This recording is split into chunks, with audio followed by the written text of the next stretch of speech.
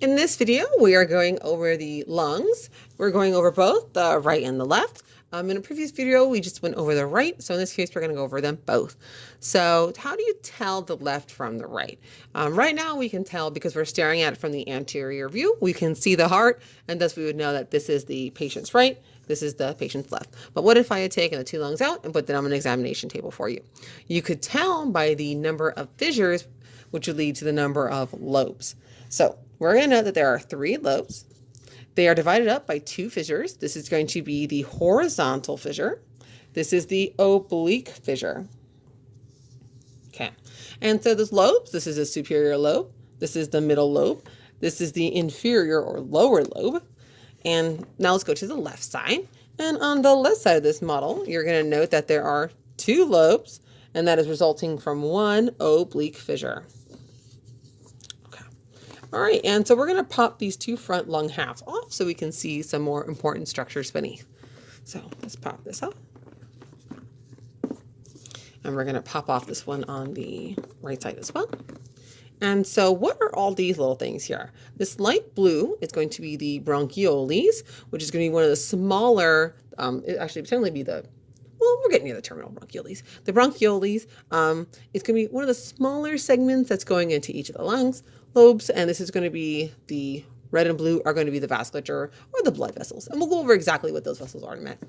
So the important part of breathing, believe it or not, is going to be the heart. And through this, we're going to note that the pulmonary trunk is going out through, by the way, pulmonary trunk, you may have heard it as pulmonary artery. This pulmonary artery is going off to the left side, the left pulmonary artery off to the left lung. And I'm going to pull this off so we can see that this was the left pulmonary artery. This is going to be the right pulmonary artery. This right pulmonary artery is going right here to the rest of this right pulmonary artery deep in the lung. Now, I know you're thinking, Annie, arteries, aren't they supposed to be red? They're not. Artery just means away, and these are carrying deoxygenated blood away from the heart, right? They're going to the lung. And these red structures down here are the pulmonary veins, and those are returning. So vein things return, returning oxygenated blood to that left atrium in the heart. So there's some other structures to go over.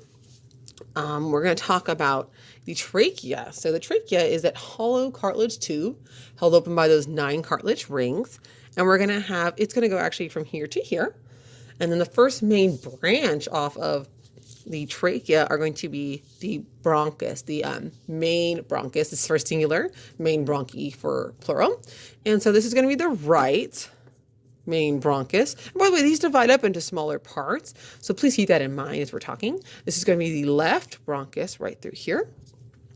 After we have that, the main bronchi, we're going to have the lobar bronchi. And so as we notice, each lobe has to have a supply. On the left side, you're going to have 2 lobar bronchi, 1 and 2. On the right, you're going to have 3, 1, 2, and 3. And this is ensuring that each lobe has its own little supply, right, of oxygen.